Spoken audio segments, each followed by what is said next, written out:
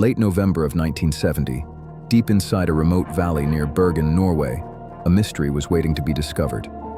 The place was known locally as Isdalen, a rugged, fog-filled landscape of rocks, steep slopes, and dense forest. Locals sometimes called it Death Valley, not because of any official history, but because of how unforgiving the terrain could be. It was quiet, isolated, and on November 29th, it became the center of one of Europe's most unsettling unsolved cases. A father and his two daughters were hiking through the valley when they noticed something strange among the rocks. At first, it looked like a pile of burned clothing. But as they moved closer, the reality became horrifyingly clear. Lying among the stones was the body of a woman. She had been badly burned. Her body was positioned in a way that immediately raised questions. Nearby were scattered personal items, a handbag, a scarf, a broken umbrella, and empty pill bottles. The police were called immediately. What they found would confuse investigators for decades. The woman had no identification, no passport, no wallet, no labels on her clothing. Every tag had been carefully removed. Even the labels on her cosmetics were scratched off. Whoever this woman was, she had gone to extraordinary lengths to erase herself. An autopsy revealed she had died from carbon monoxide poisoning combined with an overdose of sleeping pills. But there was no clear evidence of suicide, no clear evidence of murder, and no clear explanation for how she ended up there. The burns on her body suggested fire had been involved, yet the surrounding area showed no clear signs of a campfire large enough to cause such damage. As investigators dug deeper, the mystery only grew darker. In the days before her death, the woman had stayed at multiple hotels in Bergen and other Norwegian cities. Hotel staff remembered her because she behaved oddly. She asked to change rooms frequently. She paid in cash. She avoided conversation. And every time she signed a hotel register, she used a different name. None of them were real. Among the names she used were Claudia Tielt, Vera Jarl, and Alexia Zarna Merches.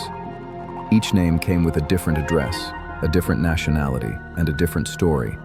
Some hotel clerks recalled that she spoke several languages fluently: German, French, English, and possibly Dutch.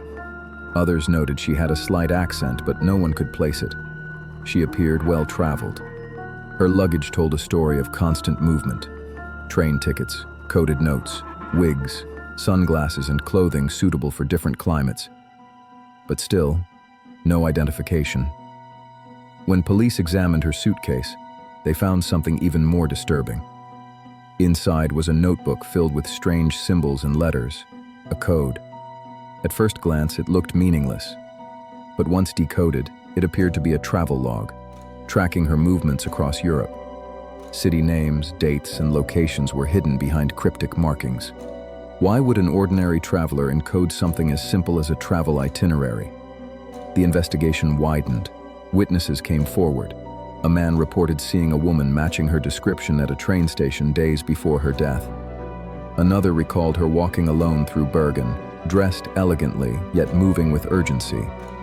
A hotel employee remembered that she always ate alone and avoided being seen. One witness claimed to have seen her walking into Isdalen itself, accompanied by two men. This statement was never confirmed, but it added fuel to an already growing fire of speculation. Police searched international missing person databases. Nothing matched. Fingerprints were taken and shared across Europe. No results. Dental records were compared. Still nothing. It was as if this woman had never existed. Then came the clothing. Experts noted that some of her garments were expensive, imported, and unusual for Norway at the time. Her boots were of a type rarely sold in Scandinavia. Her jewelry suggested continental Europe, yet none of it could be traced to a specific manufacturer or store. Even more bizarre, her clothing choices didn't match the weather. She wore light garments in cold conditions and heavier clothing in warmer ones.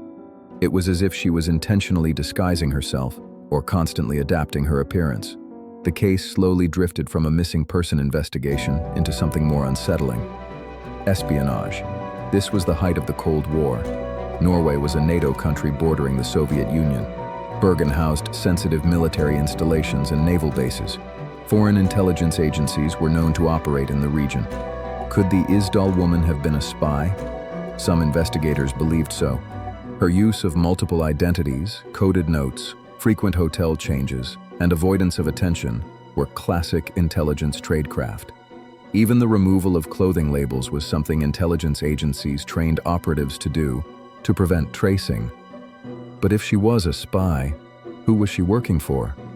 And why did she die alone in a remote valley? Years passed. The case went cold. But the mystery refused to stay buried. In the decades that followed, journalists, historians, and amateur investigators reopened the files. New forensic techniques emerged. In the 2010s, Norwegian authorities exhumed the woman's remains for advanced testing. Isotope analysis of her teeth revealed something astonishing. She had likely grown up in Central Europe, possibly Germany, France, or the border regions between them. Her accent, once dismissed as vague, suddenly made sense. DNA analysis was attempted, but degradation over time made it difficult. Partial results suggested European ancestry, but no living relatives could be identified. Then came the reconstructions. Forensic artists created facial reconstructions of the Isdal woman, based on skull measurements and tissue depth. When these images were released to the public, tips flooded in. People across Europe claimed she looked familiar. A former intelligence officer believed she resembled a woman he once encountered during covert operations. Another claimed she was a dancer. Others said she was a businesswoman. None of the leads led anywhere. Perhaps the most haunting detail of all was how deliberately she had erased herself. This was not someone hiding temporarily. This was someone who had planned meticulously to leave no trace behind. No family, no origin, no identity. Was she running from something? Or was she trained to disappear? Some theories suggest she was involved in arms deals or nuclear intelligence. Others believe she was a courier, transporting sensitive information across borders. A few even argue she may have been testing NATO security responses. But there is another quieter theory, that she was not a spy at all, that she was simply a woman trying to escape a past so painful that erasing herself felt like the only solution. A woman who traveled endlessly, never staying long enough to be known. A woman who carried sleeping pills not as a weapon, but as a comfort. Yet this theory struggles to explain the coded notes, the removed labels, and the multiple false identities. In the end, the official ruling remained inconclusive. Death by carbon monoxide poisoning. Circumstances undetermined. No name. No grave marked with who she was. Only where she was found.